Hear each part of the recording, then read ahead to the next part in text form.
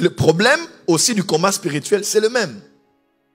Tant que vous n'allez pas réaliser ce que Jésus a fait, tant que vous n'allez pas réaliser ce que vous avez accepté, qui vous êtes devenu, vous allez combattre les autels comme un païen combat les autels.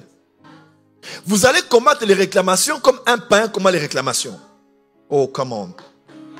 Vous allez combattre les liens de sang comme un païen combat les liens de sang. Parce que vous aurez l'impression que, au fait, rien n'a changé. Non. Il y a plusieurs autels, mais il y a l'autel principal. L'autel des autels, c'est l'autel de la croix. Oh, come on. Quelqu'un peut dire amen très fort? Dans le tabernacle, il y avait plusieurs autels. Il y avait l'autel dans le parvis qu'on appelait l'autel des holocaustes. Dans le lieu saint, il y avait l'autel qu'on appelait l'autel des parfums. Dans le lieu très saint, il y avait l'autel qu'on appelait l'arche. Parce que l'arche, c'est aussi l'autel. On versait sur le couvercle de l'arche le sang. C'était aussi un autel. Quelqu'un me suit? Et l'autel qu'on appelle l'autel des holocaustes, prophétiquement parlant, christologiquement parlant, c'est ce qu'on appelle la croix. C'est là où les sacrifices étaient sacrifiés, les holocaustes étaient consumés. Quelqu'un me suit? C'est là où on prenait la brebis ou l'agneau, le bouc, on sacrifiait. C'était là. Parce que le début du parcours du croyant, c'est la croix. Tout commence par la croix. Mes frères et sœurs, tu ne peux pas aller en guerre avec l'ennemi contre les autels de ta famille si tu n'as pas eu la révélation de ce que l'autel de la croix a fait pour toi. On ne combat pas le diable en se tenant debout sur les témoignages de ta tante ou de tes oncles ou des rêves que tu as faits. On ne se tient pas sur les rêves ou bien la conscience des répétitions des problèmes pour commencer à attaquer les autels. On se tient sur la croix de Jésus. C'est à partir de là qu'on attaque. C'est à partir de là qu'on combat. C'est à partir de là qu'on repousse. C'est à partir de là qu'on coupe.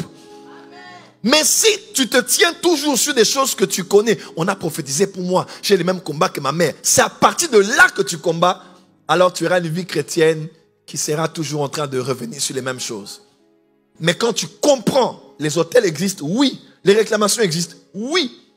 Moi je vous dis, les liens de sang existent, oui. Les quoi? Quoi d'autre encore? Des liens qui assurent les noms existent dans nos ADN, ça existe. Mais il faut aussi savoir que la croix existe. Et que 2000 ans passés, quelqu'un a dit tout est accompli.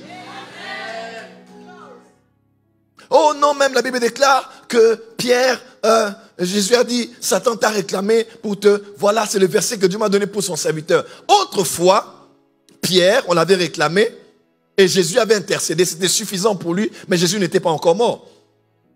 Aujourd'hui, Satan peut-il encore nous réclamer? Bien sûr que oui. Mais une chose est sûre. Quand tu comprends que tu as été racheté. Oh. Il te réclame parce qu'il a vu tes faiblesses. Il te réclame parce qu'il a vu ton sang. Il te réclame parce qu'il a vu ton nom. Il te réclame parce qu'il y a une histoire qui doit continuer, qui se répète de génération en génération. Mais quand il vient vers toi et que tu as peur et que tu trembles, il va t'avoir. Mais quand tu sais ce qui a été fait à la croix, le sang qui a été versé, celui à qui tu appartiens, tu peux dire oui, je sais que ces choses sont dans notre famille.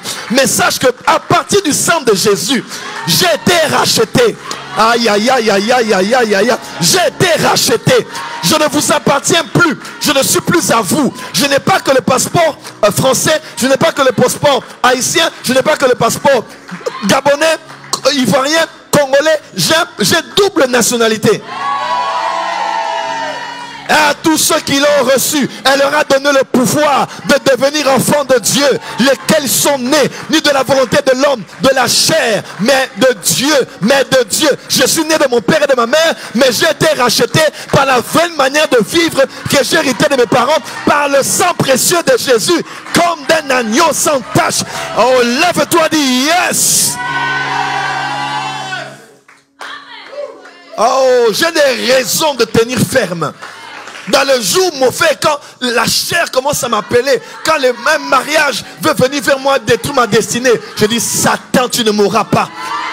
J'appartiens à Jésus. Mon nom est inscrit dans le livre de vie. Glorifiez donc Dieu dans vos corps et vos esprits qui appartiennent tous deux à Dieu. Lève-le, dis Seigneur, je t'appartiens. Ah, quand quelque chose t'appartient, qu'est-ce que tu en fais? Qu'est-ce que tu fais? Et quand on veut t'arracher, qu'est-ce qui t'appartient? Qu'est-ce que tu fais? Qu'est-ce que tu fais? Quand tu donnes-moi, tu dis je ne veux pas. C'est comme ça que Dieu fait. Quand ça t'aime, il ne touche pas. Pourquoi? Parce que tu es la prunelle de ses yeux. Alors tu n'as pas dit amen. Nul ne va laisser quelqu'un prendre son doigt et faire mal à son œil. Dieu ne le laissera pas. Il ne permettra pas. Quand Satan voudra toucher l'œil de Dieu. Qui est l'œil de Dieu ici? Qui est l'œil de Dieu ici? Quand il voudra te toucher, Dieu va frapper. Et l'ange de l'Éternel campe autour de ceux qui craignent Dieu pour les arracher. Dis à ton voisin, je suis arraché. Aïe, aïe, aïe, aïe. Est-ce que quelqu'un peut dire amen?